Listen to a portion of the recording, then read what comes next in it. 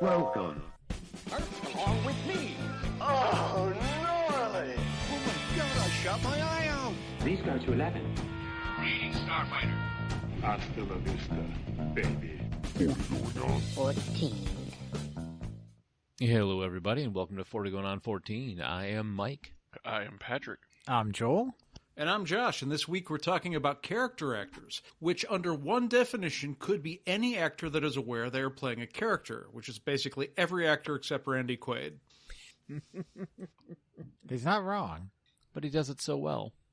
Yeah, this week we're talking about those actors that you see and you're like, I remember him in that. I remember him in that. I remember him in that. The secondary characters that that stand out, sometimes even above the main characters in movies. I agree. I definitely think most people's favorite character in most movies is not the lead, but is someone who's played by a character actor. Mm-hmm. Yeah. So we've each chosen one for the then, one for the now, and the theme has been sci-fi.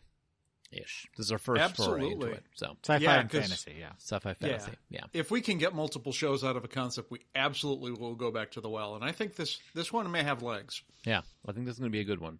But yeah, so if you'd like to get in touch with us and give us a call, you can bring us at 708-NOW-RAP. That's 708-669-9727. You can also click and join our Discord by either copying or clicking on the Join Us link that is in the show notes. And you can also go on to Facebook and contact us. Link will take you there too. And since we do not have any voicemails, we're going back to what we had said we were going to do on show 400, and is grab one of the unused questions from all the questions. Yes. Yeah, I was thinking about how we talk about the Discord server, and it's so great, like right now. But I wonder if we just keep doing this podcast for years, when people go back to the old episodes, they're going to be like, man, remember Discord? Wasn't that great? Before it kind of like if we'd been doing the show a couple years before, it's like, visit our MySpace page. Yeah. Our MySpace page. You can find us on AOL. On Angel Fire. Yeah. Oh, God. I when I was recruiting, working with the firm, I got somebody who had an Angel Fire email address on their resume, and I called them just to be like, okay, it's 2008. Why do you still have an Angel Fire account? Up until probably 10, 15 years ago, I still had a Prodigy email address. See, that's different. That's like Prodigy's like a big company. This Angel Fire was like this like fringe type thing. 40go14 at geocities.com. Yeah. All right. Well. Question for this week is, which one of you is most likely to survive a zombie apocalypse? We've actually roleplayed this scenario. I would say Joel has the most knowledge on how to, but might have the least ability to pull through with it. Joel has the biggest gap between knowledge and ability of me. Hey, I represent that remark. Like you would have everything written out in a 10-page plan as to what we should do, and then the moment that zombies came up, you would like go up to attack him with a bat and drop it. Like, uh-oh. Well, when we were playing Undead America, remember his big what was your thing for this flaming skullhead monster was to shoot the insulating foam into its mouth. Do you remember that? No, but I remember that I was so excited because I'm like, okay, cool. I got 2 guns. I'm going to slide across the hood of this car and I'm going to shoot at the zombies, with like John Woo style. And I fell off the car. Yeah. That's because we base the characters on ourselves. Right. That's the most fun I've had. Like, that was so much fun, that game. That was fucking good. game. That was a great game. It's a shame. We just had too many players, and one of my big problems, I actually talked about this on Reddit, when someone asked if anyone had ever run this. One of the big problems is because people were playing themselves, everyone played too safe, and every time I tried to put the group into an interesting you're in danger situation, everyone was like, no, fuck that. And Walking Dead had not yet come out, so I didn't get the idea of, okay, fine, everything's fine for 6 months, you're running out of food. What are you going to do, fuckers? I would say Patrick probably has the upper hand for the fact that he has guns. And not the only one. Oh, okay. Yeah. So you two got guns. I don't have. Strangely enough, I don't own a gun. I have a bat, an aluminum bat. We have multiple swords in the house. I do have a sword. The question is, I think Patrick is default based on attributes more likely to survive than I am, but I want to survive. Ah, that's a good point. It will all depend on whether my fight or flight sticks. Is like, wait, do I want to fight this or I just want to give in right now? It's like, if I gotta. Like, if I got something to fight for, then probably, yeah, but yeah, if they break into my house, like, right now, I'd just be like, yeah, go ahead. I don't know. I think I may have a little bit of advantage because I'm like on the edge of civilization on the Chicagoland area. Past me, it's nothing but cornfields and horse farms. You've also got a larger family to take care of who would potentially slow you down because you would definitely try to save them. Oh, yeah. Mm-hmm. Yeah, but you and I and Patrick have dogs, and I've thought about this, that if you have dogs, you're immediately in trouble unless you get rid of the dogs. That's true. Chewie is a definite liability. He will not shut the fuck up. So that puts us at a disadvantage because Mike doesn't have any animals that make loud noises. Although Lucy can fight. Yeah, Lucy's a pity, so you got that going for you. But she won't stop barking at things, so that would definitely be us, yeah. She'd be good in the first battle, and then probably done after that. So yeah, I'd be all right. I think I'd be all right until, like, Sophie, being my 18-year-old, decided to make some sort of snarky comment back. Shh, quiet, we just gotta be quiet. oh, Mr. Zombie, what are you gonna do, bite me? Meanwhile, Ricky's in the back parkouring off of things. He's just jumping, surfing off the top of heads of zombies. He survives for the next 12 years I don't by know. parkour. I mean, the other thing is, like, all of my family is around here. Like, majority of my family lives within a mile of my house, even a half mile of my house. Which could be a bad thing. Yeah. Yeah. Because then you want to go get them. Right. Or just, imagine, I mean, I love your mother and everything, but just imagine, if you had to flee the house, how much, Well, that puts Josh and Patrick back at an advantage again. This is a great question. Now, I will tell you 100%. You know who's going to survive? My dad. Yes. Oh, my God. Yeah. Oh, God. My dad would kayak out of there. He'll survive, and then he'll just be like, yeah, well, you just do what you got to do, okay? His mustache would beat him up more. He's gone full Fu Manchu with that now, right? He is the character from Tremors. We've had this discussion before. Yeah, he is Burt Gummer. Yeah, there you go. Every Halloween, I keep telling him, like, Dad, you just need the ball cap. I'll make you a fake rifle that you can, stupidly large rifle you can carry around with because you are Burt Gummer. You need to play this. I think it'd be fun, but just it'd be sad how many people wouldn't get it. Yeah. I mean, I don't even like Tremors, and I would still get that. So I think it's kind of like a roulette wheel for all of us on that, really. And where that falls. There's just too many variables. I mean, it sounds like we're all in agreement that Joel would die. Oh yeah. Joel is definitely not the one that's going to be number one. Yeah. That's the only thing we can definitely agree on. We don't know who the last one would be. We definitely know who the first one would be. I'm going to outlive all you fuckers. I'm going to push you in front of the zombies. And I really do think Mike would be next to go, simply because he would be trying to protect like 12 different people. Yeah, I honestly think it's going to depend. Like, can I get with a group of survivors where I can pull a Eugene from Walking Dead? Oh. What does that mean? I don't have none. Eugene's whole thing is, like, he's very intelligent and he's a very good liar. And beyond that, he has no skills. And he is one of the longer living survivors on The Walking Dead. Oh. Yeah. So, yeah, and it's going to depend on Patrick's will to live. Yeah. Where's Patrick on the chart today? I'm either going to be buried on day 1 or I'll be king by day 12. Parkour. He's going to come back around. We finally come back, and he's dressed like Tina Turner and Who rules Bartertown? He doesn't have to wear that outfit. He chooses to wear that outfit. He's the only one wearing a weird outfit. Everybody else is in suits and jeans. Yeah. But I think the question is, if he's the last man on Earth, does he get laid? Well. Yeah, and, like, you could make the statement that because I've got Sarah, that's a liability, but I think she's a better survivor than I am, so I'm not sure that's true. She's an 100%. I would give her the advantage over you. Yes. She gets up, throws Chewie at you, and makes a break for it. Why is she making that noise? Turns out that's her throwing Chewie. She's had a go bag hidden in the garage the entire time. I don't think she'd abandon the dogs. Like I don't think I could either, but I think she's even less likely than me. Yeah, she's more likely to abandon Josh than the dogs. And if you're in the bathroom, that increases the chances. She's like, I know Josh can fend for himself. I'm taking the dogs. We're gonna. Josh will survive as long as he keeps pooping. Zombies will be like, I ain't going in there. Well, I'm dead. I'm not going in there. Her weapon of choice in the house is much easier than the kind of shitty Russian assault rifle. It doesn't even have that many bullets. I mean, she's got a bow and arrow and can use it. Yep. She's turning herself into her Dungeons and Dragons character. Yeah, I'm trying to think what I got. She's gardening. She's learning. Just watch it before you know it. I've got a wakizashi and I've got a cricket bat, so I guess I'm doing all right weapon-wise with that. Oh, you're gonna go to the Winchester, hang out, have a pipe. Yeah, I know. This whole thing to blow over.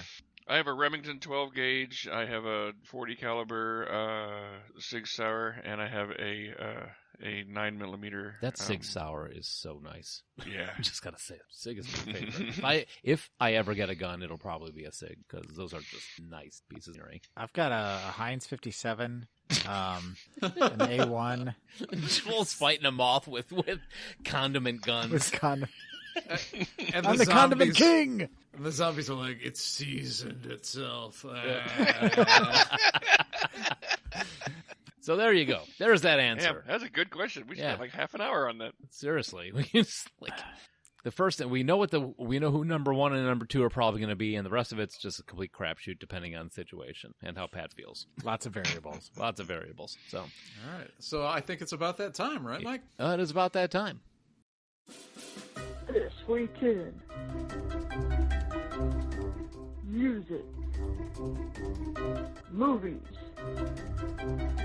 And TV. And sports. I don't know what the hell that was, so I forgot about that one. Yeah, that's a real throwback. Wow. That is fan Nikki New Zealand who called in with her version of, she did the twee for us, and I added the music because she just sounded so peppy. Yep. Hi, Nikki. Nikki is one of our first super fans. Yep. Lives in New Zealand, and we have all met her in person when she and her man came to visit. Why can't I? John? No, right? Joel did not meet her. I was not able to make it there, and yes, it's John. Yep, when they came now to America she's got 2 to visit. kids with John. Yep. So, she's hi, awesome. Nikki. Hi, John. Yeah, so this week we're going with December 26th, year 2000, the death of Jason Robards, one of the original and still greatest character actors. A goat. Yes. All right, so music. The number 1 song in the land was Independent Woman, Part 1 by Destiny's Child. Ugh. Is that that's not all the single ladies, right? No. That's a different one, right? That's Beyonce by herself. Yeah, that's true. That's Good literally point, all good the point. single ladies is the name of the... Which one? Okay, which one is Independent Women? And is that the... I don't know. I mean, all the women who are independent, throw your... throw your hands up? No, your hands up? Yeah, okay, all right, yeah, I got it. And I like a lot of Destiny's Child. I just do not like that song. You sound just like him, Pat. Yeah, thank you. That's pretty good. Yeah, I've been working on that one. It's going to be our next side character, Destiny's Child. All right, I'm going to move on here before this continues. Black Crowes singer Chris Robinson and almost famous actress Kate Hudson rang in 2001 as newlyweds, marrying on New Year's Eve before friends and family in Aspen, Colorado, at an evening ceremony on Sunday at the Aspen Ranch shared by Hudson's mother, Goldie Hawn, and Kurt Russell. And Patrick as Destiny's redheaded stepchild. I appreciate that. That's clever. I thought you'd like that. I imagine how cool it would be growing up with Goldie Hawn and Kurt Russell as your mom and dad. Then you turn out to be Wyatt Russell, which is pretty cool. Yeah, Wyatt opinion. Russell's pretty cool, yeah. I'm a fan. Yeah. And finally, Nick Masai, born Nicholas E. Machiocci? Machiochi? Machiochi, I would say. Machiochi? Machiochi, oh so soft and cuddly. He was an American bass singer and guitarist and songwriter for the Four Seasons. As a bass singer, Masai had been playing with several bands before he joined Frankie Valli and Tommy DeVito.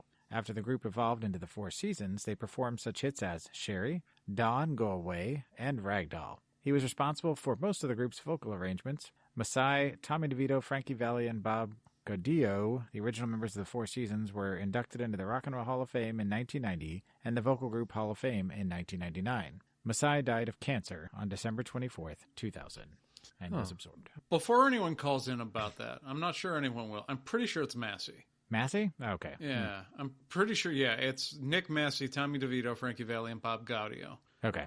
My apologies, Mr. Massey. Ragdoll's a great song. Did the alternate spelling. Dawn, Go Away? Is that literally like a song of know breakup? that one. Yeah, Dawn, yeah. Go away, I'm no good for you. Yeah. Oh. Okay. It's amazing, Patrick. You sound just Yeah. like Destiny's Child and just like Frankie Valli. Well, it's something I've been working on, all my impressions. I went to impression camp. Ooh. Oh, is that what you did this summer? You're at impression camp? I'll write you a 90-word essay on it later. All right, moving on to movies. The top movie in the land was Castaway, starring Tom Hanks and Wilson. Wilson! Patrick does a mean Wilson impression. Hold on, I'll do it for you right now. See, what you can't see is he put a volleyball on his head and he's just being a dick to everyone. That's mean Wilson. No, I just swam away. He's got a volleyball with a fence up. You know, I've never seen Castaway. Neither have Really? Wow, it's really good. I saw it in the fucking theaters. Me too. I went to go see it just because it was Tom Hanks and I like him, not really expecting a whole lot. And man, I really love that movie. I feel like yeah, they I could have don't- shaved some of the ending off, though. But I don't dislike Tom Hanks. I just don't like him as much as you two do. Yeah. I'm in the same boat with Josh. The transition is just a shocking moment in film history. well, and he just threw himself into that role like 125%. Yep. All right. Julius J Epstein was a screenwriter who is best remembered for being a co-writer of the screenplay of Casablanca, for which the writers won an Academy Award. He received 2 more Oscar nominations in his career. His movies included Four Daughters, The Bride Came COD, The Man Who Came to Dinner, Mr. Skeffington, The Tender Trap, Light in the Piazza, and the acronym of the week, SMNF, which I'm pretty sure just stands for Some Men Need Fudge. Oh, I got fudge It's me. upstairs. I'm some men. Me too. I am one of those men. No, that is send me no flowers. Well, he He's died pretty this week and did not want flowers.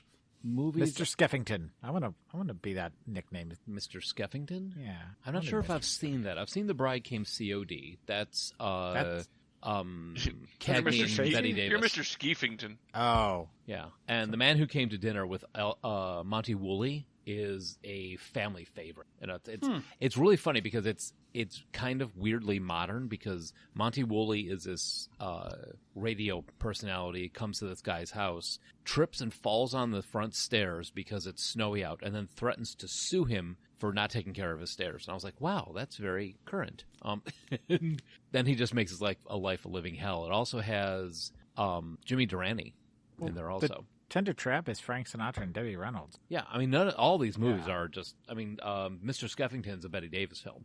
I don't think I've seen any of these. Oh yeah, Betty Davis and Claude Rains.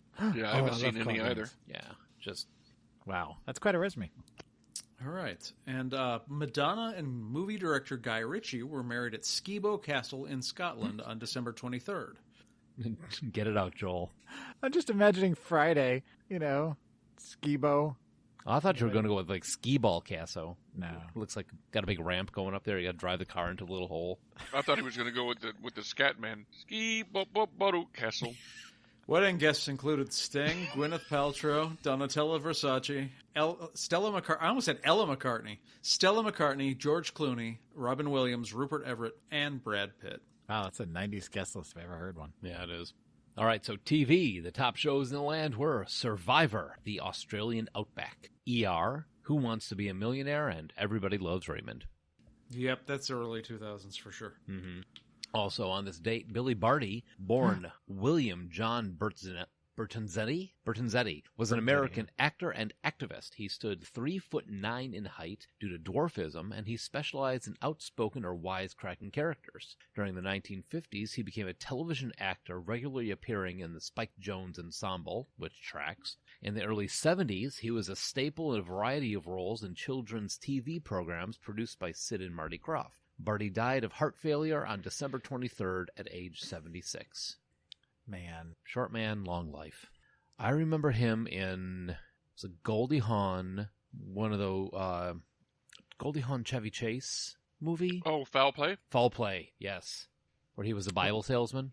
He did so many things. I mean, he's got looks like he's got 213 credits here, and He was in Willow. He was in Legend, Yeah, Masters of the Universe. Mr. Wizard, the TV show. yeah. He, again, amazing character actor, falling in with what we're talking about today. Oh, yeah, and he did a lot of TV, like on Love Boat and Fantasy Island and stuff. You'd see him pop up all the time.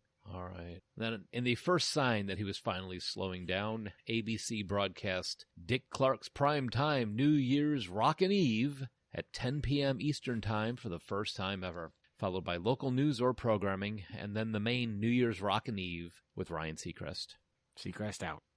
So how old would he have been in 2000? God, he'd Who, been Dick like Clark? in his 80s, right? Yeah. No, probably 70s. Dick Clark was born in 1929. 71. Oh, all right. Well, there you go. There's TV. And lastly, sports. Sports. On December 27th, Pittsburgh Penguins center and part owner Mario Lemieux scored a goal and 2 assists in his return to the NHL after more than 3 years out due to injury problems and lingering cancer issues. Ooh. The Penguins beat the Toronto Maple Leafs 5-0. Comeback storming, huh? Yeah. And lastly, Neil James Napier Hawke was an Australian Test cricketer and leading Australian rules footballer. He quickly developed as a natural all-round sportsman who excelled in cricket, football, and golf. Hawke made an impact on the cricket field as a medium-fast swing bowler with an unusual crab-like action, a capable lower-order batsman, and a sound fieldsman. He made his first-class cricket debut for Western Australia in November 1959, scoring 89 and returning the figures of 0 for 49. However, Hawke failed to capitalize on this initial success and returned to South Australia at the end of the 1959-60 cricket season. His cricket also developed enough for him to make his Test debut on February 15, 1963, in the 5th Ashes Test against England at the Sydney Cricket Ground, scoring 14 and recording match figures of 2 for 89. After surgeries ended his cricket and football careers, he took to golf.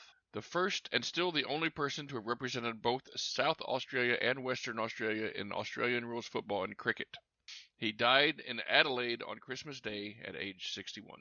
I like the crab-like. I'm curious, yeah. I don't know what that means, yeah. Like walk sideways? I could almost envision it, like if he's got like his arm curled around the ball, kind of like a crab claw. Maybe. I don't know. And I'd he love kind to of see that. sidesteps and throws it. Or maybe he squats down on his haunches as he throws or something. Who knows? Yeah. Maybe he gets really red-faced. Rips off his arm and runs away. Maybe he dips himself in butter. Maybe he's just like has Old Bay that he uses. All right, to we're put going on his down. We're mitt. going down Maybe weird alley Maybe he's now. part of a salad made with mayonnaise and celery. Maybe he hits the ball with a mallet instead of pitching it. Oh my God, he actually was a crab. Oh no! Maybe he's found in Patrick's genitals. Well, who isn't? Oh, wait, everyone. Oh. We all live in Patrick's genitals. That's the secret. It's the snow globe of reality. Yep. That's the most disturbing thing. Oh. I want to wake up now. So, yeah, I think on that note, play us off, Keyboard Joel. With pleasure.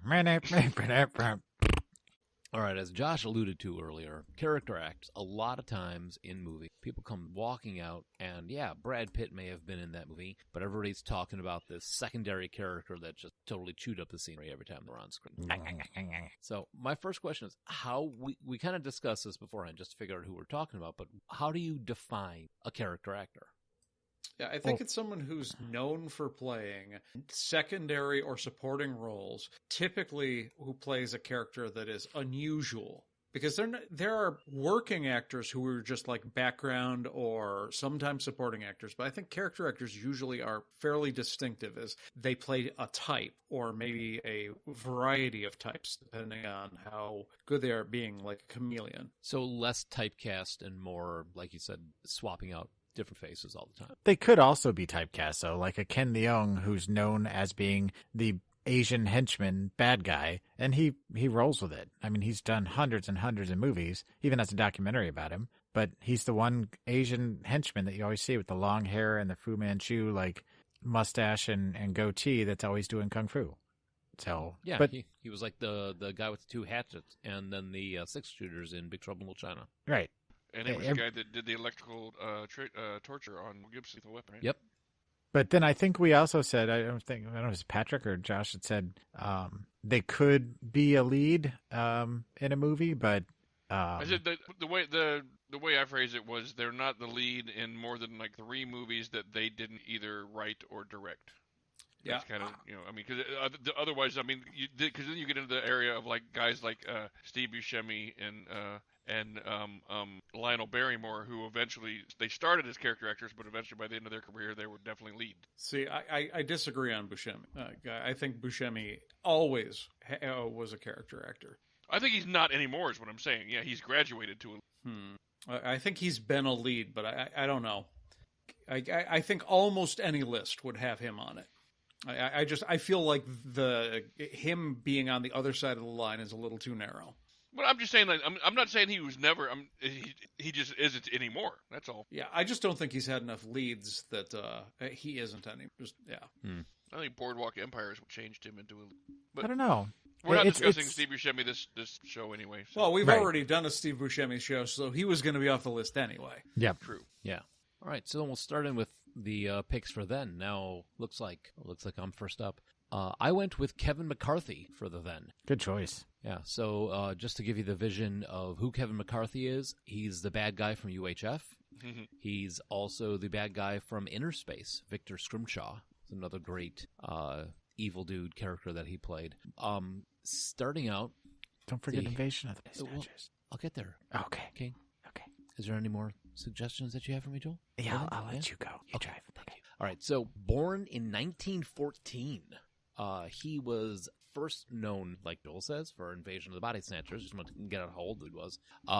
And actually showed up in the remake of the one that we watched with Donald Sutherland. Yeah, that's creepy. Yeah, he plays the Screaming Man. He's actually the one of the guys running the street as a cameo in that. But he does have a track record of being in sci-fi and fantasy type stuff. Now, first off, And he was also in Invasion of the Body Snatchers. Don't forget oh, that. he was. That's right, Patrick. Thank you for bringing that up. I totally forgot about that. That would be sci-fi. Yes, that would be sci-fi. And also in sci-fi, he was in a episode of The Twilight Zone called Long Live Walter Jameson, where he plays an eternal, guy who cannot die, and he is getting engaged to a new woman, and his previous wife, who he has ditched because he is outliving her, comes back to call him out on it. I've seen it. It's a really good episode. He is also known for, where'd it go? He was in 1978's Piranha. Okay. Yep. He was also in 1981's The Howling as Fred Francis, which they're remaking The Howling. I can't wait for us to do that show. I don't know why, but I love That when I was movie, a kid. and The Howling too is even fun. If we do like all of them, but Boobs also, and werewolves. What's not to love? but he came back to do Twilight Zone the movie as Uncle Walt in the "It's a Good Life" segment. Now we talked about this in Scary Movies back in like first 10 episodes. He's the poor schmo that had to pull that rabbit out of the hat. Oh, okay. Yep. He That might fucking be rabbit. of all of our lists. He might be the one who had the earliest starting career. I'm not positive about that. We'll see when we get to Joel's pick, who had the very first credit. But yeah, he had 205 credits. Okay. Kevin, I know Credits? he doesn't have the most, but doesn't he have might the- have the earliest. Yeah, the He does. earliest for him was He beats mine. 1944. Yeah, he beats mine for sure. So I'm pretty sure he's got the earliest credit. I know he doesn't have the most. Yeah, but he definitely was not did not slow down at all. He did some voices from Batman the Animated Series, Dr. Long from the episode Nothing to Fear, and there was one shortly after it that I had it marked off. Looney Tunes Back in Action in 2003. He was in that, and The Legend of Razorback. Oh, is that about the killer I think the it's about wild the- boar? Yeah, about the killer boar. And all the way up into the end, he was in something called the Boneyard Collection in a segment, and plays latecomer in the movie The Trail of the Screaming Forehead. Joel, this is 100% your type of movie. A small town infestation of crawling alien foreheads that begin attaching to people and taking them over collides with the scientists' experiments to extract foreherazine, and things go horribly, horribly wrong. That's a Larry Blummeyer film. He did The Lost Skeleton of Cadavra. Which, oh yeah, that. Did you say foreheadazine? Yes, I did say foreherazine. This guy basically makes period correct films spoofs. Like the Lost Skeleton of Cadavra is like a send up of 50s sci-fi movies. And this one looks like it's right in line with that same kind of thing. They're What hilarious. did you say his name was? Larry Blummeyer. Oh, okay. Because the last movie that he wound up doing was The Ghastly Love of Johnny X, which He also did. Oh, sorry. Go ahead. looks like it's like a setup of like a 1950s horror schlock Mhm. type movie. And in this one, he plays the Grand Inquisitor, and he's wearing like a Devo type hat with a gold lame cape, but everything's filmed in black and white. It's so dry and so straight that if you're a fan of the genre, It's fucking hilarious. He did The Skeleton Returns Again, and Dark and Stormy Night is another couple of his. I didn't know about this movie though. He's done so many of them. It's funny. Good stuff. Shows him Kevin McCarthy because he plays the hero in some things. He plays the villain. He's amazing as a villain in his villain roles, like in UHF or in like I said before in Inner Space. He plays the over the top businessman type role really well. And I don't know, he's even in those roles, he's like friendly. See, yeah, I usually think of him as, like, if I'm thinking of a typical Kevin McCarthy role, I'm thinking of him as, like, a hard-nosed, dickish rich guy, or maybe, like, a slightly corrupt general type. Mm-hmm. But no matter what, he's always got a little bit of a Weasley quality. Yeah, 100%. Not like Ron Weasley, I mean like a weasel. Yeah, where, he's kind of like, like, always like, got the thing on the side. Always has like a second type of thing. Always going to kind of try and screw you over. He's a backstabber. He's kind of like the like he could be Paul Reiser's dad from Aliens. If he were in an 80s comedy, the plucky heroes would serve him as just desserts by the end. Yep, 100%. They would save the youth center from him being able to tear it down. Yeah, with breakdancing and love. And he would be like, "You damn kids." It was a good pick though. I like McCarthy. Yeah, he's one that you if you saw him, 100% you'd know who he was, but knowing his name, maybe not as much. Yeah. And from the opposite of that, we'll go to my pick, I think. Are we done with Kevin? Yeah, I think we are. He was on my short list, Patrick, and good call. I picked Keith David, who is almost on that border of is he too famous to be a character actor? But I mean, he is so well known as a character actor that I decided I had to pick him. Yeah. Plus, he did some amazing. He was the reason I knew Kevin McCarthy was not the person with the most credits, because Keith David has 341 credits. Holy cats. Yeah. The man has been working since his first ever movie in 1982, which was one of my most favorite movies from my childhood, The Thing. Yep. You talk about a debut. Yeah. Right?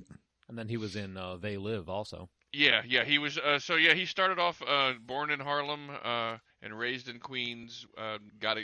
Actually, one of the funny things I'd learned about him is that his first ever role was in high school. He played the Cowardly Lion in a school production of The Wizard of Oz. Well, that's right up your alley. Yeah, I've always played him. And he got accepted to Juilliard in the drama division. Graduated from Juilliard and got a role in Midsummer Night's Dream from the John Houseman Acting Company. Also starred in Waiting for Godot, and then he went from that directly into The Thing, and his career just took off in theater or in movies after that. He had a little bit of time in Mr. Rogers' Neighborhood. You guys know that? No, I didn't know that. I didn't either. He was he played Keith the Carpenter in the Neighborhood of Make Believe segment. Huh. Wild. He also played himself in the Saints Row video games, and at one point becomes the president of the United States. Wait, no, the main character becomes the president. I think he's the vice president. Yeah, he's the VP. But he plays Keith David? Yes. That's funny. Oh, we'll get into that in the voice acting part. And it makes total sense when you're when you see it. But yeah, so I mean, I know this is supposed to be just, we picked these guys for sci-fi and fantasy and everything, but I'm just going to run through his whole list of, well, not his whole list, that'd take forever. Yeah. But like some of the highlights, he was in Platoon, which everybody knows Platoon. He was in They Live, which is clearly sci-fi. One of the famous scenes in Hollywood stunt work is him and Roddy Piper deciding they just wanted to film a long fight scene, so they just created a 9 minutes. A stupid fight over whether they were going to wear the glasses or not, and they had a 5-minute fight scene. I thought it was 9 minutes. Was it 5 minutes? Was it 9 minutes? Yeah, no, whatever. It's like it's 9 minutes, like 9 minutes. Because I just watched this a couple weeks ago with Katie, and she was like, they're still fighting over the glass. I'm like, and she was even funny because she's like, Larry David, not Larry David. She goes, Keith David. He just literally punched him square in the mouth. I'm like, oh yeah, it's Roddy Piper. He's not going to shy away from a real punch. He's been punched in the face a million times. I just looked it up. It says 6 minutes is the actual clock time. So damn, darn it. Feels like even 9 did minutes. a shot-for-shot remake on South Park when they had Timmy and Jimmy fight out, in the cripple fight episode. Nice. Oh, so funny. He's also in Men at Work, the Emilio Estevez vehicle. I like that movie. I thought you meant the band. Yeah, he plays the flute. Marked for Death, which I think is Steven Seagal. Yeah, he was in that. The movie Dead Presidents, the heist movie. Oh yeah. Yeah, he played a character in that. There's Something About Mary, one of his most famous roles as as Marky Post's husband, and the guy who talks, the famous Franks and Beans scene. Frank the Beans. How'd you get the beans above the Franks? Pitch Black, another sci-fi movie. I just skipped all the sci-fi stuff. I don't know what Chronicles of Riddick, obviously, but I don't know if you would want to call Agent Cody Banks. Is that sci-fi? It traipses. It's a kids movie. Yeah, he was in that as well. But Mr. and Mrs. Smith, he played a character called Father. You guys remember that one? He was good in that way. I actually just watched that like 2 nights ago. He was only in it for a minute, but you hear his voice more than anything. And I just think for his character actor pedigree, he just adds that little bit of spice to the movies. Like if he's in it, it's above average for the C-list movies, He never phones anything in. No. And then some of his television shows he's been in. He was on the unsuccessful The Cape. The Cape. He was on one season of Hawaii Five-0, Cloud Atlas, Enlisted. I don't know if you guys remember that comedy. Not really that, but and then Community. Most of us know Community. He played Community in the 6th season. He played Elroy Patashnik. Okay. Which was a lot of people think the weakest season of all 6 seasons. He great as his character was. And currently, well not currently, but his last TV venture was something from Oprah Winfrey Network called Greenleaf that I'm not familiar with. You're not familiar with something called Greenleaf, Patrick? Yeah. The show Greenleaf. I'm familiar with a leaf that is green. Oh. Several of them, in fact, one in particular we don't need to mention. Basil. Yes. Well, Basil, you also met he does the voice of the president in Rick and Morty. Yep. Well, that's we're getting to the voice acting portion Gotcha. now. So yeah, he does a ton of voice acting too. Because if anybody knows Keith David, he's got that monstrous, deep, bass. It's a rich voice. baritone. Yeah. Shut up. He was on Gargoyles, Spawn. He played a voice in Archer. Princess Mononoke, is that how you pronounce it? Mononoke? Yeah. And like you said earlier, he was in some games. He did Planescape Torment, Halo 2, Halo 3, all the Halos apparently. I think he does the voice of like the gunnery sergeant in all the Halo movies or Halo games, yeah. Mm-hmm. The Arbiter, is that who he's called? Yep. The Arbiter's a the Arbiter's guy. The Arbiter's one bad. No, bad. Well, that's what he is in Halo is the Arbiter. It says. Okay, it's complicated. Yeah. Anyway, we don't need it. But then Saints Row, as Josh mentioned earlier, game called Terrorist Threats. I've never heard of that one. He's pretty big in the Mass Effect trilogy too. Yeah. But yeah, he's done a ton of voice work in the video game industry, in the movie industry, and documentaries. He's done a ton of he's done a ton of animated movies. He played a god in Hercules. He's been in Final Fantasy, Call of Duty. Mm-hmm. I mean, he's done a lot of work with not David Attenborough, Ken Burns. He's done a lot of documentary stuff with him. He's done WWE documentaries. He, as you said earlier, he played he plays the voice of the president in Rick and Morty. Yeah. I mean, he's everywhere. I mean, he's a man that has been in so much, but is rarely ever the lead. So he's like one of the blueprints for character. But did he ever do a movie with David Keith? That's the question. Is it though? Yeah, I was gonna say it is now. I would love to see a movie with Keith David and Terry Crews playing like a buddy, like almost like a buddy cop type movie. That would be fun. I'm too old for this shit. Yeah, I'm too old for this type of thing. That'd be funny. I got lost in the fact that I was thinking if like Keith David and David Keith got married, they could take each other's names, and one would be Keith David Keith, and the other would be David Keith David. There used to be a search engine option on IMDb where you could look up two people's names. It happened. They were in Lottery Ticket. Oh, the ensemble. Lottery? What's the word? Vignette movie. Well, yeah, it was like a guy buys a winning lottery ticket in a poor neighborhood, and he's got to survive a 3-day weekend when all of his neighbors know that he's got the ticket that's worth like $300 million. I kind of remember that now. Oh, yeah, that's not what I'm thinking of. I'm thinking of $20. That's what I'm thinking. Yeah, this is. Oh, yeah, you're thinking of $20. Yeah, this is one with Ice Cube and T-Pain, Mike Epps. Like, it's got a pretty big cast. It's actually pretty funny. I just looked it up because that's funny. Yeah, I forgot his character name, and that was Sweet Tea. Nice. That's funny. But yeah, he's played Dolomite on stage. Oh, really? That's cool to see. Yep. He was in The Wiz on stage on Broadway with Whitney Houston, Cedric the Entertainer, and Samuel E. Wright. Now, does he sing? I don't know. I don't think so. I've Well, never heard him. I don't know. You say The Wiz. I expect him to be like the Cowardly Lion again. That would have been pretty. I'm the Wiz. But yeah, I mean, that's about all I have to say about him. I just love just about everything he's in. Yeah. It's impossible to have seen everything he's in. Everything that I have seen, I've enjoyed him. Yeah, you'd almost have to commit, like, this is all I'm doing from now on to get caught up on his filmography. I mean, it'd take you more than a year if you decided to watch one every day. Wow. So yeah, if you hadn't heard of him, that's Keith David. You should have heard of him. And if you haven't, you need to look him up. Start with The Thing and just move forward. All right. So my choice was Rolf Peter Ingvar Storm, better known as Peter Stormare, who was born in Sweden. And most people know him from his role in Fargo. Big Swedish dude, tends to play a lot of Russians. Want pancakes now? Russian parts, American parts, all made in Taiwan. He was born, like I said, in Sweden. He, after Bono heard some of his music, he encouraged him to release an album, and since then he's released several albums. He plays in a band called Blonde from Fargo. There you go. Huh. Has his own label called Stormvox, and he's 3 albums total is what the wiki page. I thought there was a 4th one now, but yeah, apparently he's a musician. He should have named his band Wood Chipper. Right? That would have been better than Blonde from Fargo. He's been acting since 1978, so a little earlier than Keith David, but he's only got 201 credits to his career so far. If you hadn't brought it up, I would have, because I've been tracking these. Yeah, he's been busy, done a lot of stuff, video games, cartoons, movies. As far as like specifically sci-fi, fantasy stuff, he was in Jurassic Park 2, The Lost World. He was in Armageddon, which was just quoted. I'm bringing up Dancer in the Dark, not because it's sci-fi, but just because it's an amazing movie that made me cry.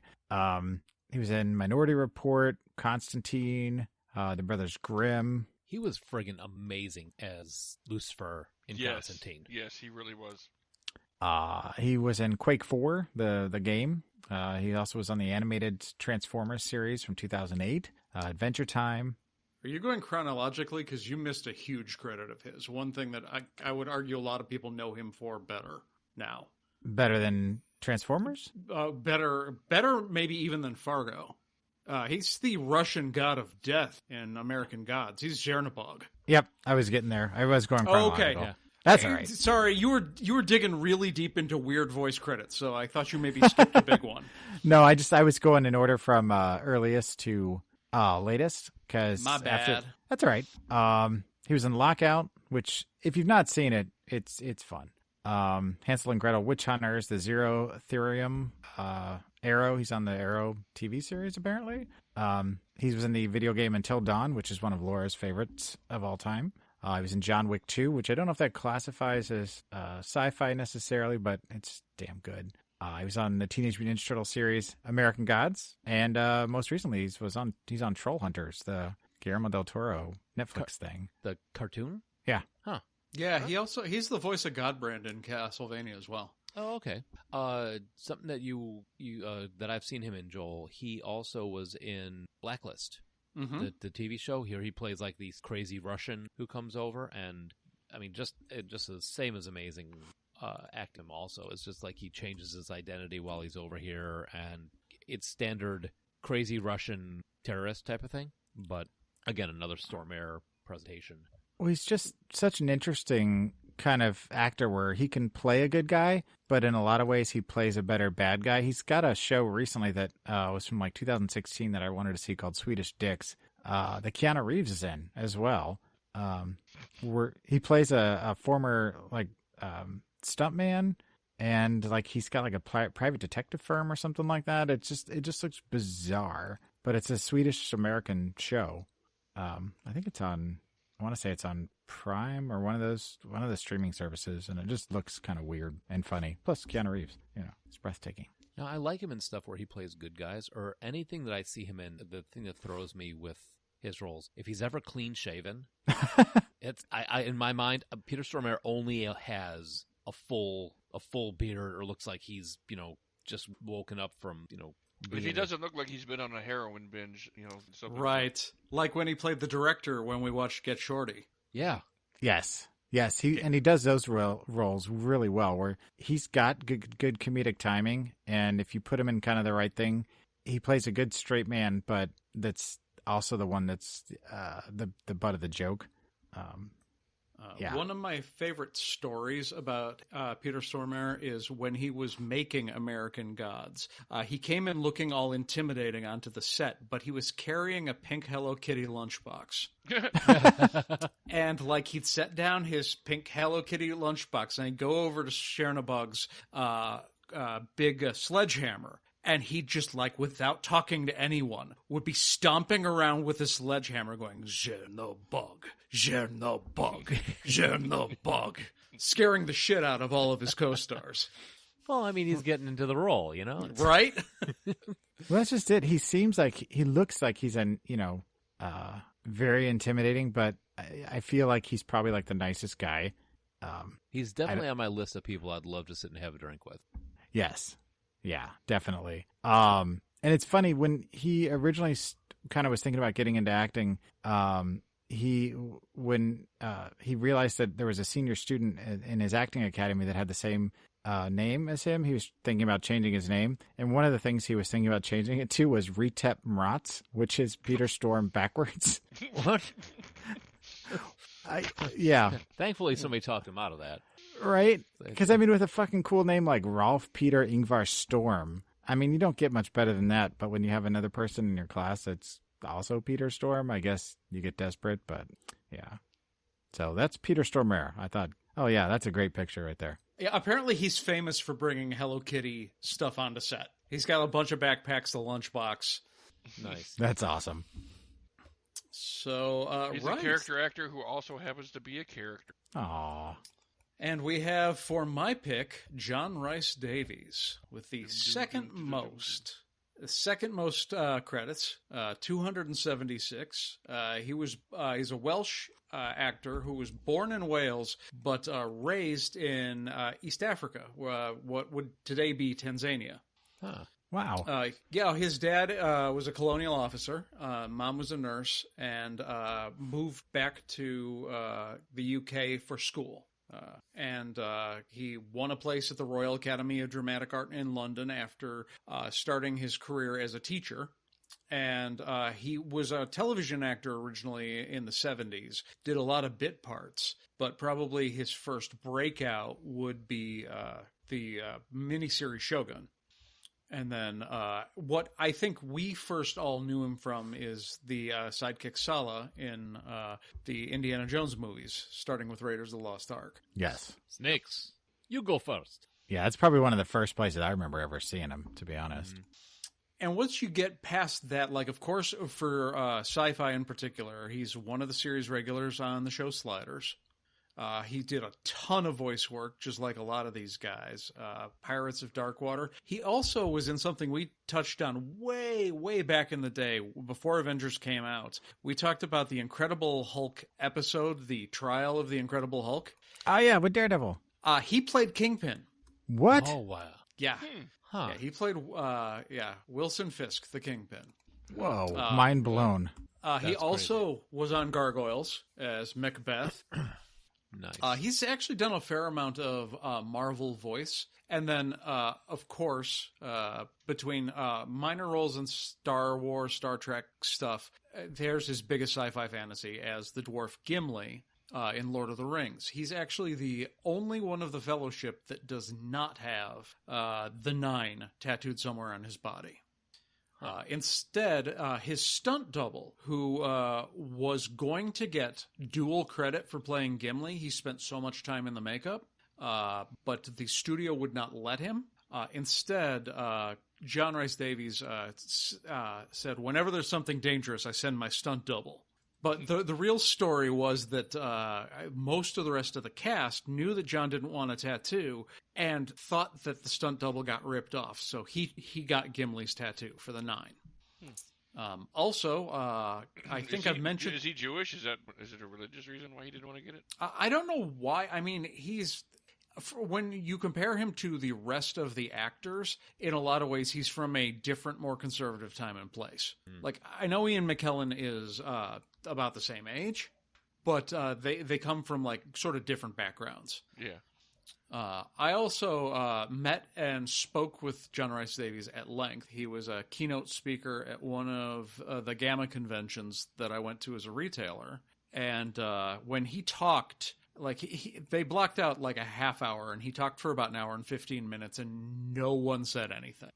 Because he would just go on and on about different things in the film business, and he is actually a very magnetic personal speaker. And like, I didn't have much to say to him when I met him, just kind of starstruck. And he's a very big dude, and he was obviously tired and wanted to get on with his lunch. But I had to say hello to Sala when I was in the same room with him. Yeah, you would hate yourself if you never did. Right. And I was like, even if I was the awkward fan who just didn't have much to say and only got to speak to him for a moment when he clearly didn't want to talk to me, I had to try. Yeah, I remember seeing, I think we kind of talked about the previous show about the movies that you remember vividly seeing for the first time. And Raiders is on my list of like, I can tell you the whole day type of thing. And Sala was one that like my brother or sister and I were talking about how cool and how funny he was when he comes in with the kids, you know, at the end after Marion kisses him and he walks away singing and all that. I am the monarch of the sea. I am the ruler of the coop. Yeah, that was he, as cool as Indy was. I mean, I'm glad they didn't put him into like because sometimes they'll do with like the character actor kind of sidekick and make it a little bit more slapsticky. I mean, he was really funny. He carried the movie really well, and Indy was great. Sala was a lot of fun to watch, and it's always great to see him come back in every movie. And I just realized I had the wrong Sala song because I know I was that not going script. to. I would swear I was not. I going realized to point it out. that a British man is a soaring soul. Yeah. I realized that Mike was talking about a different, because when I stopped, I was like, wait a minute, that was the song he was singing where he stops and goes, bad dates. Grabs the date. Yeah. Yep. I was not going to point it out. I was like, as just soon let as it I go. said ruler of the coop and cut it off, I didn't want to run over Mike with more singing. But I realized I almost embarrassed myself. Because I know that script by heart.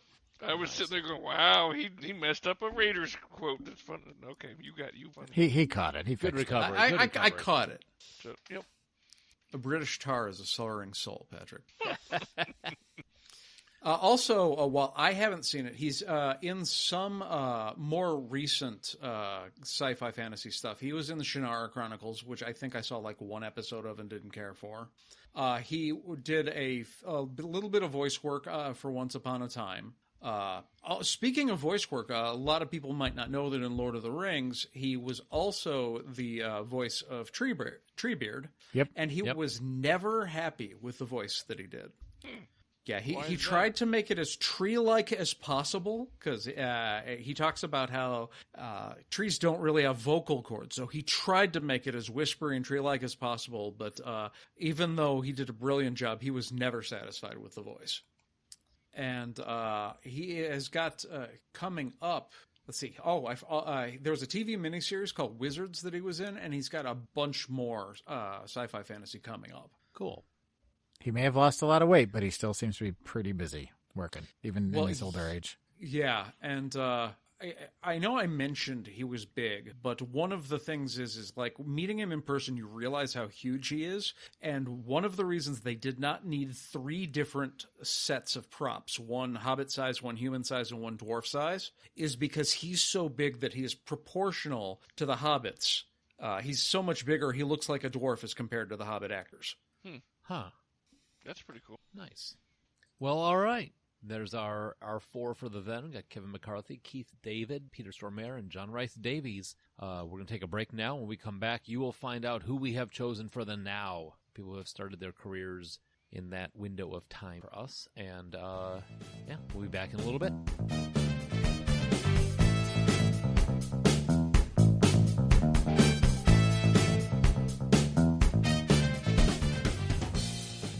All right, we are back, and we are talking about character actors for the now. Now, we have, Josh corrected me, these are not people that have started their careers in the now window. They've been around for a while. These are the ones that seem that what we're looking for them are leaning a little bit more towards this side of things. Right. We're not going to be talking about a bunch of 24-year-olds. Yes, definitely not. Right. But some of the actors may be still working from the then to the now, and vice versa. Maybe working in the then that are now. For instance, mine was a child actor. There you go. There you go. Yes. So, going in the same order, my choice for the now is Mark Shepard. Oh, such a good choice. Yeah. I'm so glad you picked him. That meant I was free to pick someone else. So, Mark Shepard, if you know him from either Badger on Firefly, or you know him as Crowley from Supernatural. He has also been in the show Leverage, which I have not watched, but now I am interested in. It's okay. It's all right? Yeah. Okay. Yeah, he has done, ready for this trivia, Joel? He is the only actor to both have been in Supernatural and Doctor Who. Yeah, and so, since I haven't started Supernatural or watched Supernatural at this point, I knew him from Doctor Who, from The Impossible Astronaut and Day of the Moon. And also Romo Lamkin from Battlestar Galactica. That's the role I always think of first, like even before Badger, because Romo Lamkin is like my favorite he might be my favorite character in all of Battlestar. And Mark Shepard takes these characters and makes them his own. He really gets into it. Some of the other stuff that he's been in 24. He was in an episode, the TV movie Murder, She Wrote, The Celtic Riddle, which was actually after Firefly. Before that, he had done some stuff, a movie called Megalodon. Joel, you know that one? It sounds familiar. Yeah, it's probably been in that book that I'm reading. It's about a really big Italian mob boss. Yep. That I got for my wedding. So, shut up, Patrick. Also, Warehouse 13, which is it's a cool, family-friendly kind of sci-fi. My sister really likes that show. It's good. Really liked it. Yeah. He also, most recently, has been in Doom Patrol as Willoughby Kipling. The show I want to watch. I just haven't gotten to yet. Now, digging into him with a spoon and knife. Anyway, his father is William Morgan Shepard. Now, why is that interesting? Now, I'll get to it. Why do we care? Yeah. Okay. I know. I want to know. Wait. Well, his father played Father Cullen in an episode of Always Sunny, was the keeper in The Legend of the Seeker, was in Chronicles of Riddick video game, did voices for Afro Samurai, Biker Mice from Mars. He did a lot. He was also Captain Witwicky in the first Transformers movie in the very beginning. Witwicky's glasses. Right. He was the guy whose glasses they were. Alias, Tex Hanolai. I won't put this in the chat because I cannot figure out how to say this word. But his dad has a lot of sci-fi fantasy type credits to his name also. Now, holy shit, I'm not even sure I can say that. I know, right? Texnalize is probably correct. Texnalize? Now, this is where it crosses over, is that Mark has played his dad. Him and his father have played the same character at a younger age. So William Morgan Shepard in episodes of the Doctor Who, The Impossible Astronaut, NCIS Broken Bird, and the movie Mysterious Island, the father and son played older and younger versions of themselves. It's cool. That's such a cool little bit of trivia. I figured you would like that, Joel. Yeah. But, Mark Shepard, loved him as Crowley. Joel, you would dig the character too, once you get into Supernatural. It's honestly, I think he's probably one of the best secondary characters of the whole show, and eventually becomes one of the primary characters after a little while. But right now, it doesn't look like he's got anything up and coming. It seems like Doom Patrol has been his last thing, but that's still going on, I think, isn't it? Doom Patrol? Yeah. I don't know. Did it get canceled, Josh? I don't know. Yeah, that's the thing. Is like lately there's 3 seasons. I don't think so, but the pandemic throws everything off. Mm-hmm. And stuff is getting canceled like left and right. That's the other thing. Well, according to this, it says at the 2021 DC Fandom event, Doom Patrol was officially renewed for season 4, likely to air in 2022. Oh, well, good then. There you go. Like when I first saw the promos for that show, I was pretty down on the costumes. I still don't think the costumes look that great, but I hear it's a delight. So I will probably eventually watch it. It is fun. It is fun. Oh, and his dad also did a voice of Peter Ferguson in Helsing miniseries.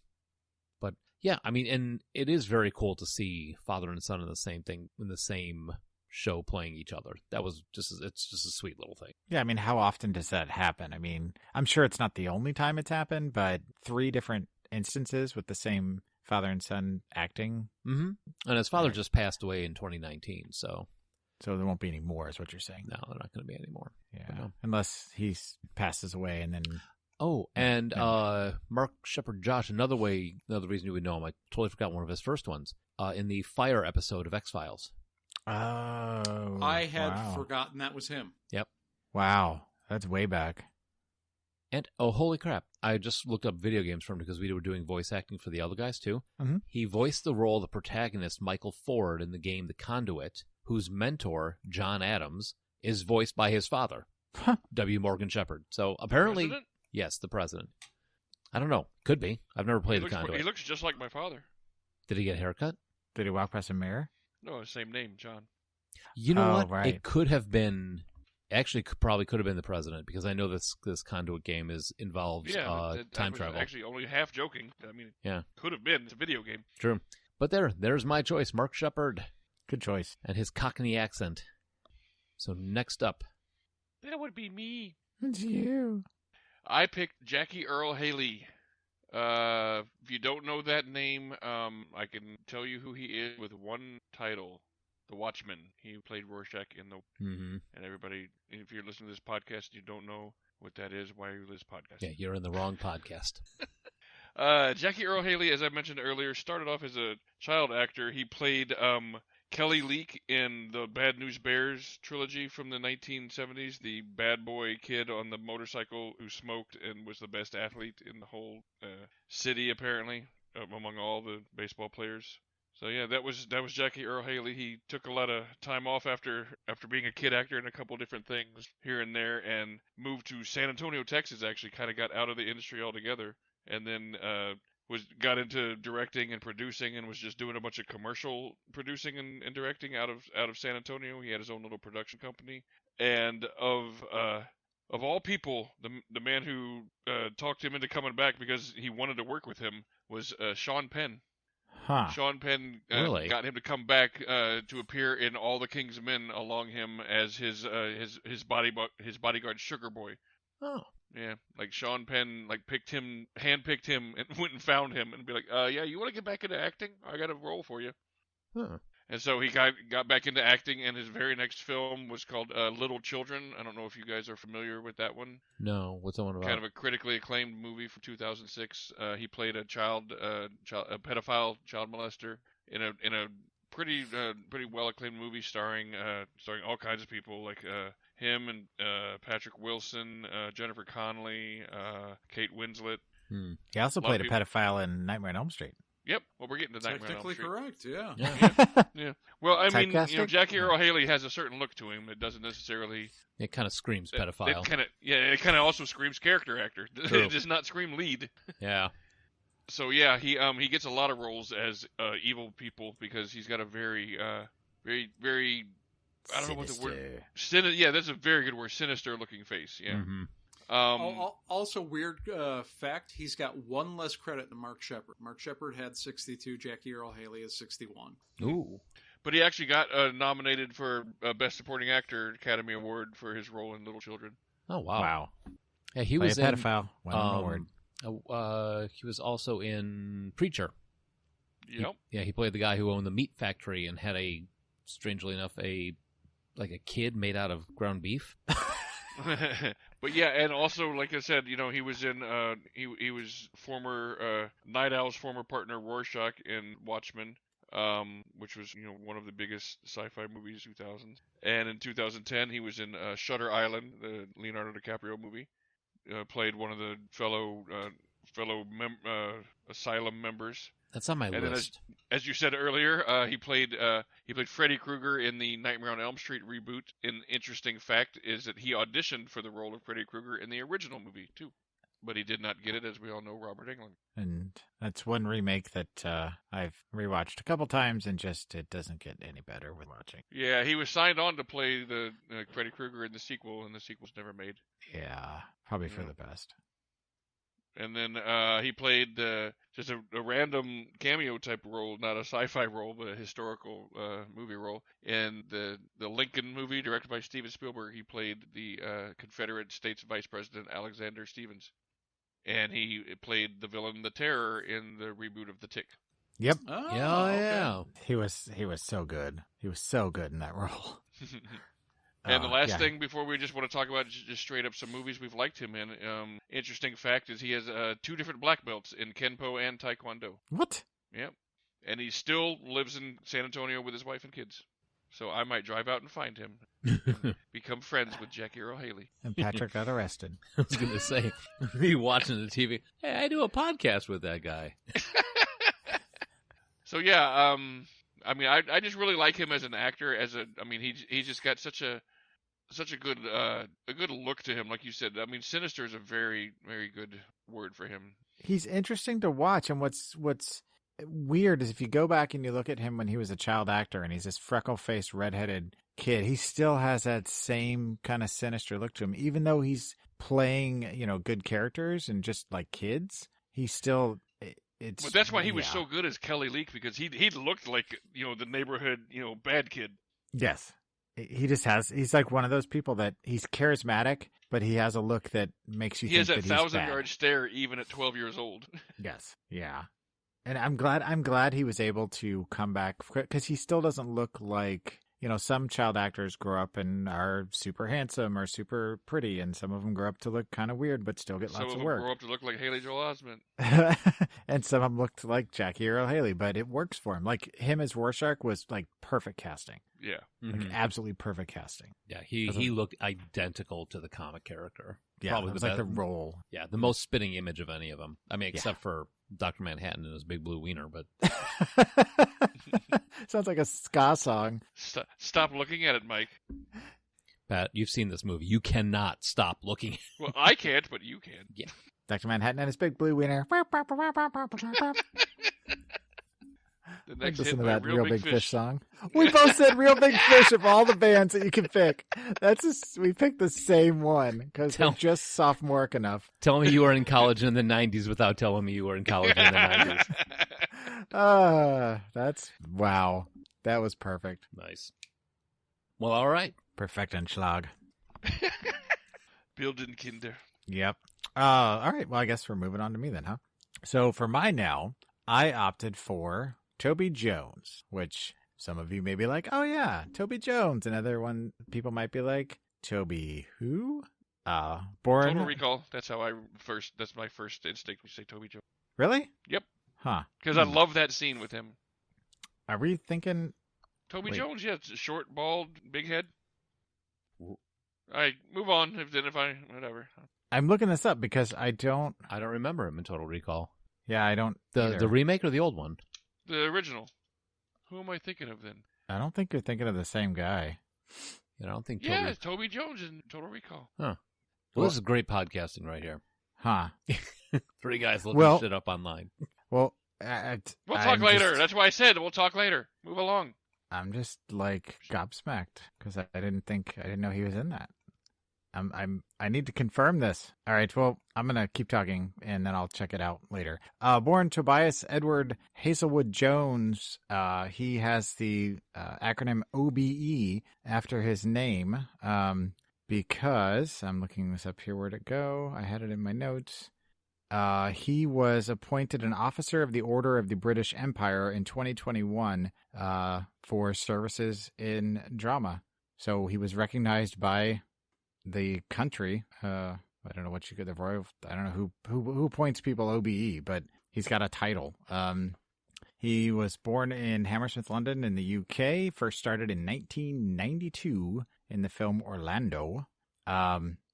He has 133 credits to his name so far, but he is very popular these days. Some of his sci-fi fantasy credits, you may remember him as Dobby in Harry Potter. He was in The Mist as Ollie Weeks. He was in Doctor Who as the Dream Lord. He's part of the MCU as Dr. Arnhem Zola, who keeps popping up periodically over. Keeps showing up on little screens. Right. He was in Snow White and the Huntsman. He's in Berberian Sound Studio. He was in The Hunger Games as Claudius Templesmith. He was in the series Wayward Pines. Another one of my my other actor, he was also in another Jurassic Park movie. He was in Fallen Kingdom, just like Peter Stormare was in The Lost World. He was in the Dark Crystal Age of Resistance as the librarian, which we watched that series for this show. And upcoming, he's going to be in the new Indiana Jones flick. Yay, new Indiana Jones flick. I'm hoping there's no refrigerators in the new one. Oh, my God. I think probably what he's known most for right now is from Hunger Games. And that's I was just going to ask what you guys would know him from, because I've only seen the one Hunger Games movie, so I don't remember. Yeah, I think 100% he would be he'd be known for that, because he's very prominent in the movie, and you see his face a lot. Whereas, like, I think if his voice was more, I won't say characteristic, but like I didn't know that Toby Jones did the voice of Dobby until I saw him on. I didn't know that. Yeah, I didn't know it either. But I think that's one of the things, like those sort of roles, the voice role and that sort of thing, because his voice isn't like a Keith David. You know, you hear his voice, you know who that is. Yeah. Very distinctive. But yeah, I think honestly what people know him was Claudius in the Hunger Games, because he's in every single movie. See, I my first thing is Arnhem Zola. You know, when I think of Toby Jones. Oh yeah. Well, he's kind of like this generation's Paul Williams. Anyone? Another character actor? Okay. No? You don't think he reminds you of Paul Williams? I'm not sure I know. While we're talking about people that nobody knows their name, I made a mistake earlier. I was thinking of Roy Brocksmith as the character Dr. Edgemar. I was thinking that was Toby Jones, not it was Roy Brock. My bad. Okay. The guy who tries to convince him he's having a delusion, only he ends up getting shot in the head. I thought that was Toby. Toby Jones is also in Worsley Gummerdage. What now? Remember that kid show? Oh man, it showed up when I think around the Dukes of Hazzard show. It's that freaky, scary scarecrow that's like a kid show in Great Britain. Oh, with was it Sean Pertwee from Doctor Who was the character? Yeah, I think so. The third Doctor. Yeah, something like that. It's just one of those really. Yep, I know what you're talking about. Yeah, it's got like Bill Bailey's in it too. There's all these people, but like he's got like these noodles coming off of his chin, type of thing. Yep, I remember us talking about that, and we went down a bit of a rabbit hole when we found that. We're like, "What the fuck is this?" I posted a picture of Paul Williams in the chat. You'll be like, "Oh yeah, from the Love Boat. I know him." Anyway. Yeah. Oh yeah, from the Love Boat. I know him. Yeah. Oh yeah, from the Muppet movie. Yep. But he's one of those guys where you see his face and you're like, oh yeah, I know that guy. I remember him from whatever, you know. And he pops up periodically, but he seems to be getting a lot more attraction these days. I think maybe partially because of the MCU and doing such big franchises like Hunger Games and Harry Potter as well. Yeah. See, Josh, I think you recognize him as Zola because you are definitely not the main crowd for the Hunger Games stuff. I mean, I've seen all the Hunger Games movies like 5 times. It's just like, I barely remember him. He's a fairly minor part of it. Okay. Yeah, I don't even remember his character. And MCU is a lot bigger part of my life, but it's not like Hunger Games is not. Like, it's one of the things that we watch multiple times in a given year. Oh, I just looked him up. Okay. I remember him now from Hunger Games, but everybody looked weird in that movie. Yeah.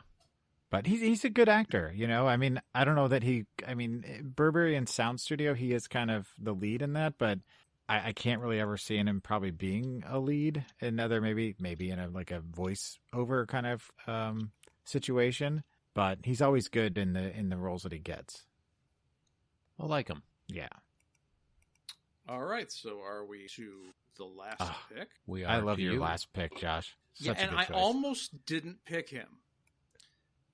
My last pick is Doug Jones, and one of the interesting things about it is, like, when I mentioned to Sarah that I was choosing Doug Jones, I was like, do you know who Doug Jones is? And she said, well, I'm sure if I saw his face, I'd know who he was. I'm like, I'm not so sure that's true. I don't think you would. But you have, I wasn't sure who we were talking about at first either, but Josh, but when I started going through it, I realized I have seen him in probably a dozen different things. Yeah. Yeah, I mean, he started his career in the McDonald's commercial as Mac Tonight. Wow. He is mostly known for his work in heavy makeup, Talk about someone, like if you're talking about character actors specifically for sci-fi fantasy, that's his deal. He graduated college as a performer. He worked as a contortionist. He had a background as a mime. When he graduated from Ball State, he became the Ball State mascot, Charlie Cardinal.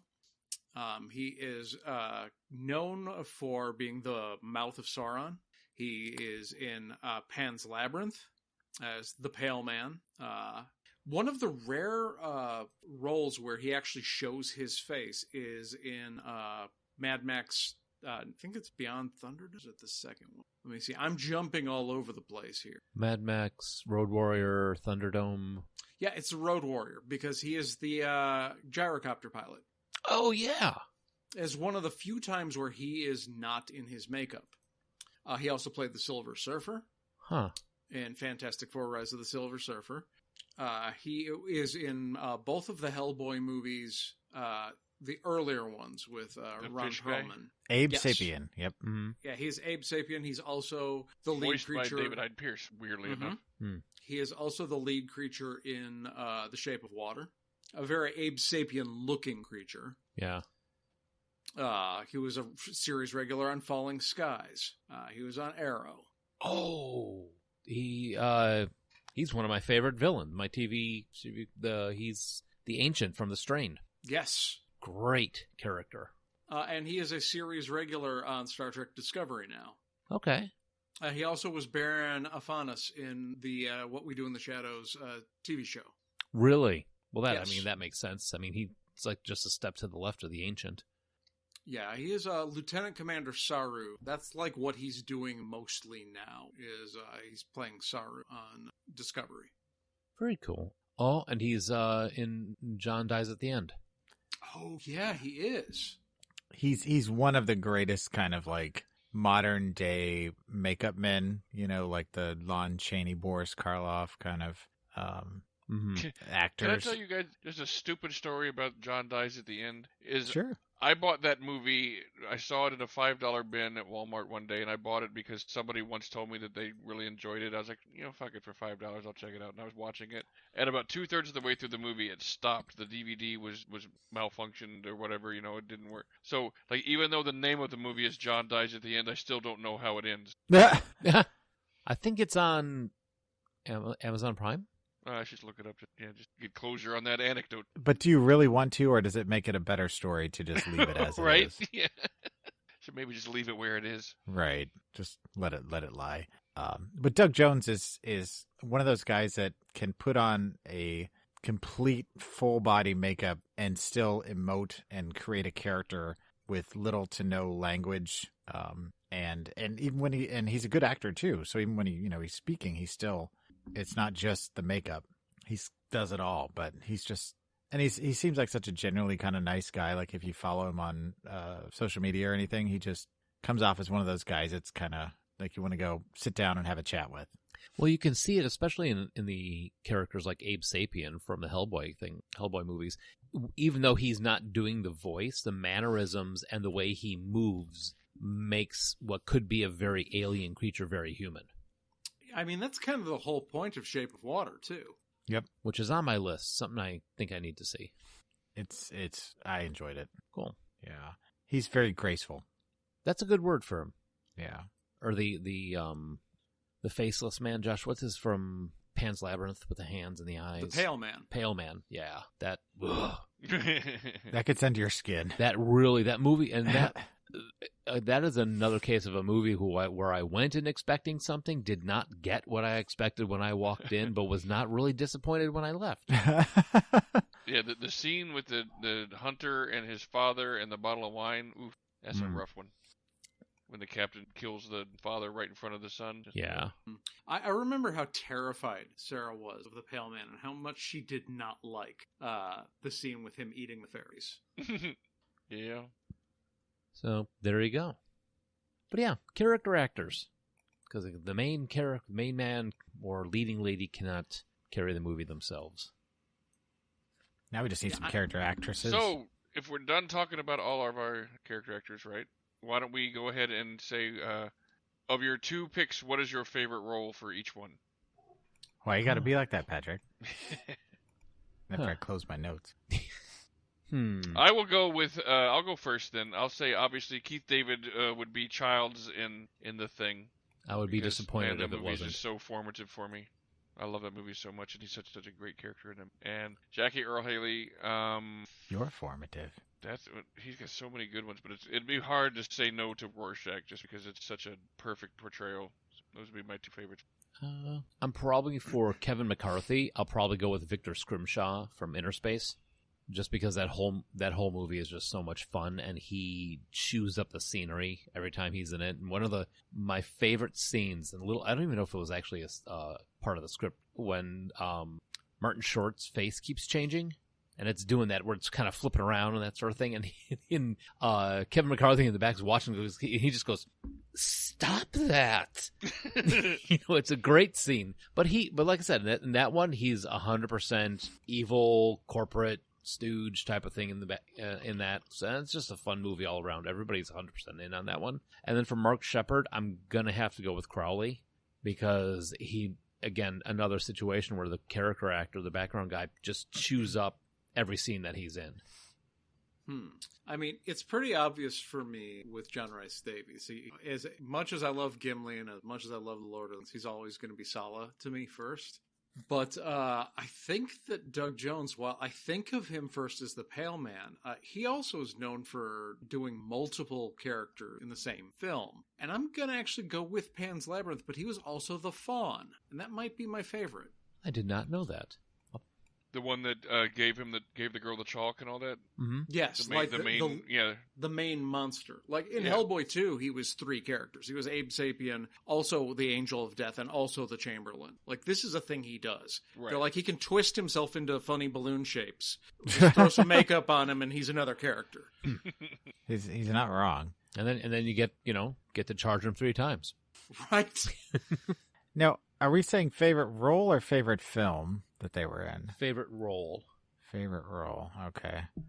Because, with Peter Stormare, I mean, the first thing I saw him in was Fargo. So that's the thing that always immediately kind of jumps out at me. But I feel like his role in Dancer in the Dark is so kind of different for him to be in this kind of romantic drama that he's just so good in that. And I know this isn't a sci-fi movie, but I got to mention Dylan Dog Dead of Night is just a phenomenal movie. That's just fun. But anyway, Toby Jones, that's a little tougher just because, looking at his list, I like most everything he's done, but I think I'd probably go back to the thing that jumps out at me first, which was The Mist, where he, is kind of this unassuming grocery store employee who ends up being kind of a main character throughout the whole film for a good chunk of it anyway. Such a good movie too. Cool. So I guess that's it then. It is. All right, bye. See ya. All right, so if you were listening to the show and you're like, I can't believe you guys are not talking about this character actor, let us know who your favorite is. Give us a call at 708-NOW-RAP. That's 708-669-9727. Yep, and if you're looking for a back catalog of shows, you can find them on your favorite podcast apps, such as Podbean or Pandora. Give us a thumbs up. Stop. If you enjoy the show, we'd love to hear about it. So you leave us a review on Apple, Google, or Amazon podcasts. And you can also give us some support through the Ko-fi link that's in the show notes and help pay for all the weird little things that we do here. Joel. Some of the weird little things. It's so weird. What do we got coming up, Joel? Yeah. So we're looking at Robin Hood. We're going to do a little bit of Prince of Thieves versus the recent Explodey version.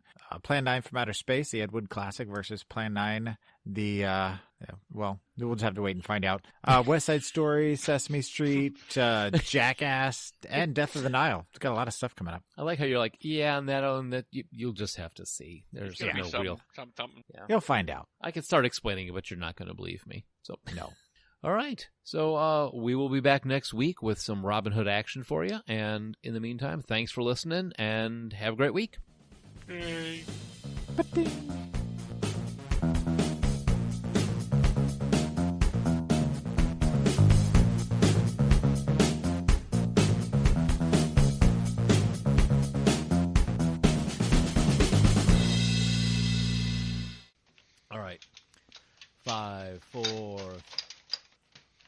I'm sorry, did you decide to get the chemistry set out? I thought it was going to be real easy to get that in the garbage real quick, and nope, it did not turn out to be easy. Parkour! I was like, I'll just slip this in real quick. Well, nope. Oh, whoa, whoa. Hey, Whoa. oh, wee, oh. The implication there. I don't like it.